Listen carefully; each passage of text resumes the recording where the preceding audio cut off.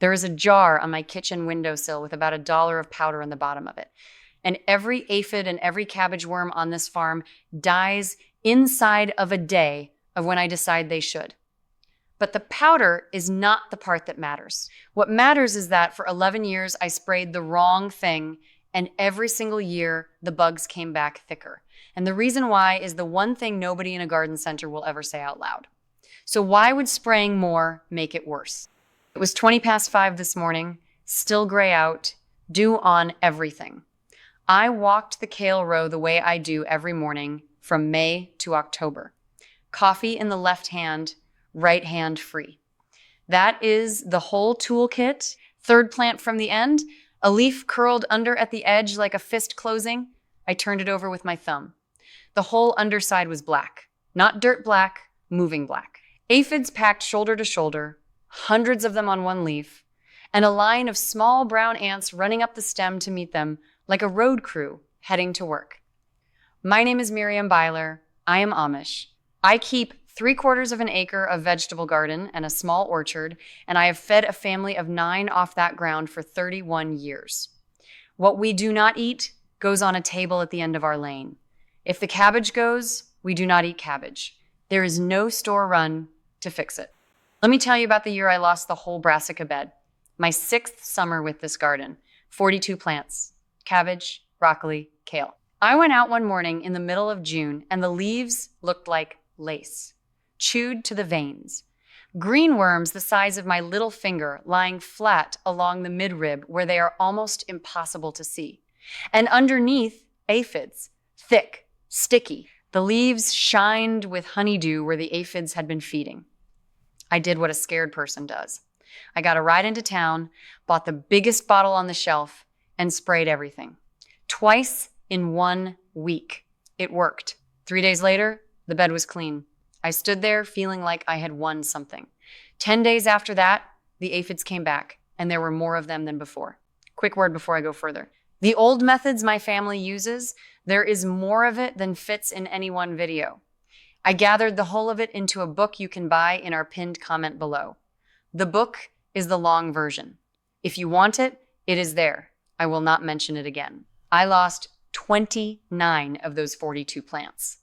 And what I did not understand then, what took me another 5 summers to understand, was that I had not been beaten by the aphids. I had been beaten by what I killed on my way to them. Here is the part that still makes me wince. All that spring, I had been walking that same bed, pinching off little black bugs I did not recognize. Ugly things, about as long as a grain of rice. Black with orange spots down the sides, 6 legs, moving quick. They looked like tiny alligators to me, and I did not want them on my cabbage, so I squashed every one I found. I was very thorough about it. I was proud of how thorough I was. Those were ladybug larvae. A ladybug beetle is a nice thing that everybody knows. But the beetle is not the one doing the work. The larva is. That ugly little black and orange thing eats aphids from the day it hatches until the day it turns into a beetle. And it eats them by the dozen every single day. I had spent 6 weeks killing my own workers. Then I sprayed the field to finish off the few that were left. So the question I want you to hold on to is this one. Why did the aphids come back worse after I sprayed? Not the same, worse. And why do I believe the man who sold me that bottle knew perfectly well that they would? Here is the answer. And once you see it, you cannot unsee it. An aphid is not really an insect the way you think of insects. An aphid is a copying machine. A female aphid does not need a male.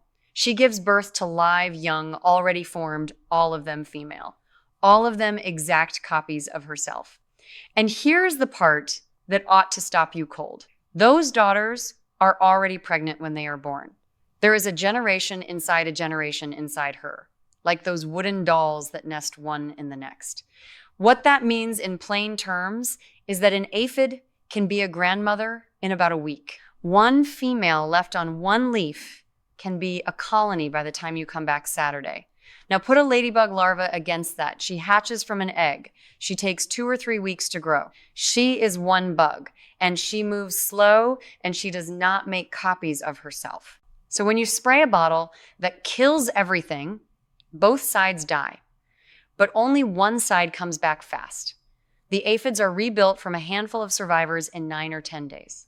The ladybugs, the little wasps you never see, the hoverflies, the lacewings, they need most of a month, and they need something to eat when they arrive. And by the time they get there, the aphid city is already built. You did not clear your garden. You cleared their competition. That is why it comes back worse every time. It is not bad luck, and it is not a weak spray. It is arithmetic. Now, the second half of it, and this one is my own fault more than anybody's. Aphids do not want your plant. They want nitrogen. Soft, fast, watery green growth is a sugar bowl to them. Every spring, I used to push my brassicas hard. Heavy manure, side dress them again in May because I wanted big plants early. What I was really doing was ringing a dinner bell. A plant grown a little leaner and a little slower has tougher cell walls and less free nitrogen in the sap. And the aphids do not multiply on it half as fast. I stopped pushing my cabbage in about 1999, and the aphid pressure on that bed dropped by half before I ever sprayed anything at all. And the ants. Look at the ants. Ants farm aphids the way we farm cows. They stroke them to make them release honeydew. They drink it. They carry aphids up to fresh leaves, and they will fight a ladybug larva off the plant to protect their herd. If you have a highway of ants on the stem, you do not have an aphid problem. You have an ant problem wearing an aphid coat. So here's the whole thing turned around. You do not have too many pests. You have too few predators, too much nitrogen, and a stem full of ants running security for the enemy. The aphid is not the fire. The aphid is the thermometer. And now I will say the thing about the ban, because I know somebody's waiting for it. There is a class of garden chemical called neonicotinoids. Imidacloprid is the one you will see most. They are systemic, which means the plant drinks them up and carries them in its own sap into the leaves, into the flower, into the pollen and the nectar that a honeybee carries home to her hive. About a dozen states have now pulled them off the shelf for home gardeners. California, New York, New Jersey, Maine, Maryland, Connecticut, Vermont, Colorado, Nevada, Washington, more every year. In some of those states, you cannot buy the stuff at all anymore without a license. So when you hear that something in the garden aisle is being banned, it is not the powder in my jar. It is the bottle they sold me in 1994. The dollar of powder was never in any danger because a thing that cheap has nobody paying anybody to defend it. All right, here is exactly what I do in the order I do it. It takes one evening to set up and about 10 minutes a week after that. The first thing is the walk, and it is free, and it is the one most people skip. First light, before the sun is on the leaves. You are not looking at the tops of plants. Turn 5 leaves over, just 5. The undersides, the growing tip, the tight, new center of the cabbage, that is where they live. What you are hunting for is not the aphid, it is the ant road. Follow the ants down, not up. 9 times in 10, there is a nest at the base of the plant or a foot away in the mulch. 60 seconds a bed. If you catch the first colony while it is the size of a thumbnail, you will never need the rest of this list. Second is the thumb, and I am not joking. A leaf with a small patch on it does not need a sprayer. Wipe it, or take the hose and hit the undersides hard with plain water for a few seconds. An aphid that gets knocked to the ground mostly does not make it back up, because her mouth parts are damaged, coming off, and she is slow, and the ground is a dangerous place for her. Water alone, done twice a week, handles maybe half of what shows up in an ordinary summer. Here is the trick nobody tells you. Do it in the morning so the leaves dry by dark, because wet leaves overnight is how you trade an aphid problem for a mildew problem. Third is the jar. This is the aphid half of the dollar. Plain soap flakes. Not dish detergent, not the yellow stuff with degreaser in it, not anything that says antibacterial. Real soap. A box of pure soap flakes runs about $4 at any grocery, and it will outlast 3 summers. 1 level tablespoon into 1 gallon of cool water. Stir, do not shake, or you will be spraying foam. That is it. That is the whole recipe. Soap does not poison an aphid. It dissolves the waxy coat that holds her water in, and she dries out. Which means, and this is the part that gets people, it only works on the bugs you actually hit. A soap spray dries and it is done. There is nothing left on that leaf tomorrow. So you have to get the undersides, tip the sprayer nozzle up, and walk the row from below. If you spray the tops of leaves, you have washed your cabbage and nothing else. 2 more things about the soap. Learned by ruining plants. Never spray in sun. The soap film plus direct sun will burn the leaf edges brown, especially on young plants. Early morning or after supper only. And test 1 leaf first, wait a full day, then do the rest. Some things are touchy about it. My squash never minded. My sweet peas curled up and sulked for a week. 4th is the powder itself. And this is the caterpillar half. It is called BT. The long name is Bacillus thuringiensis kerstaki, which I do not bother saying. It is a bacterium that lives in soil all over the world. You will find it sold as dipple, as thuricide, as caterpillar killer, in a bag or a bottle for $12 to $18. And that container will treat a garden my size for 2 or 3 seasons. A single gallon of mix costs pennies.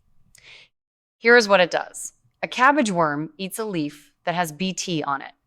The protein in it only becomes a poison inside a gut with a very particular chemistry, and only a caterpillar has that gut. She stops eating within a few hours. That is the important part for you. Because the damage stops that afternoon, even though she does not die for a day or 3. She goes limp and dark and falls off. It does nothing to a honeybee, nothing to a ladybug, a bird, a toad, your dog, or you. A robin can eat a treated worm and be fine.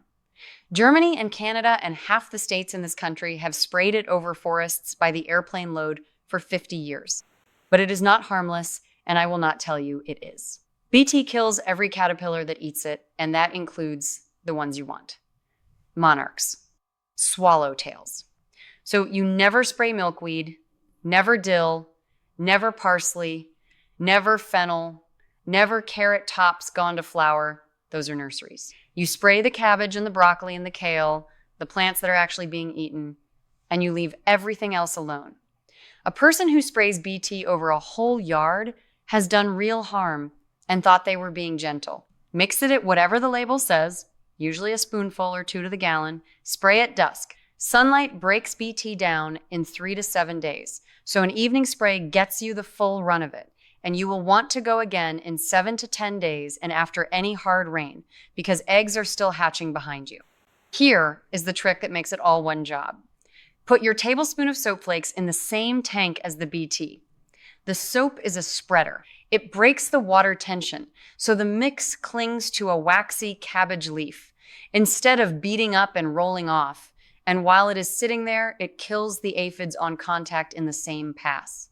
1 tank. 1 walk down the row, both problems. 5th is the ring. If you found an ant road, break it. A line of diatomaceous earth around the base of the stem, on the dirt, dry, about as wide as your finger. Ants will not cross sharp dust.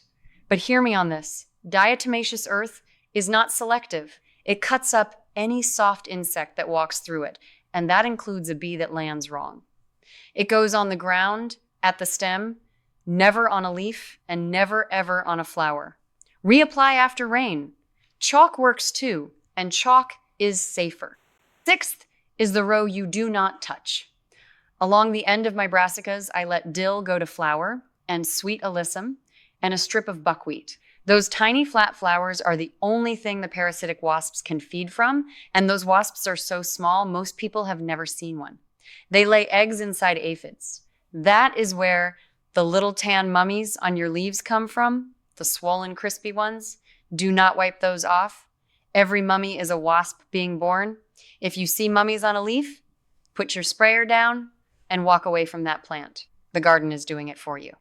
I want to zoom out because this is bigger than cabbage. 1 out of every 3 bites of food on your table exists because something with wings moved pollen for free, not for wages, not on contract. And the honeybee has been in trouble in this country for 20 years now for a stack of reasons. And one of those reasons is a suburban yard sprayed once a month with something that does not know the difference between a pest and a helper. That is why those dozen states are pulling the systemic stuff off the shelves. Not because a garden club asked nicely, because the arithmetic finally came due. And there is your own money in it too.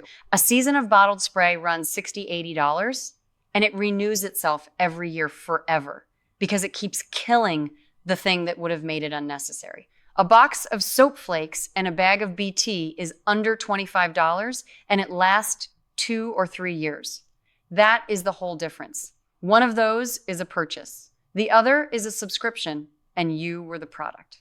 My grandmother told me something when I was maybe 14 and complaining about the garden, and I did not understand it for 20 years. She said a garden with no bugs in it is not a healthy garden. It is a quiet one, and quiet is what dying sounds like. She was right. What I want is not an empty garden. What I want is a loud one. Wasps I cannot see. Ladybug larvae I no longer squash. Toads under the rhubarb. A few aphids on a few leaves at all times, because the aphids are the food that keeps my workers here and paid. Balance is not the absence of the enemy. It is having enough friends that the enemy never gets going. So here is what I want you to do tonight before it gets full dark. Go out to whatever you are growing, even if it is one pot on a step. Turn over 5 leaves, just 5. Look at the underside and at the new growth in the middle. Count what you see and look for the ant road on the stem. That is all. That is the whole job tonight, and it costs nothing. Then come back and tell me in the comments what you found on those 5 leaves and what you are growing and what state or what country you are in. I read them. I want to know whether it is aphids or worms where you are, because it runs different in different places, and I learn from these as much as anybody. Next time, I'm going to show you what my grandmother did about slugs, which is 1 plank of wood laid flat on the dirt, 1 specific hour of the morning, you have to go turn it over, and 1 thing you must never put in a beer trap, even though every book tells you to. That plank has done more for my lettuce than anything I have ever bought. Until then, walk your rows in the morning, leave the ugly bugs alone, and remember that the people who had no other choice figured out most of this a long time before we forgot it.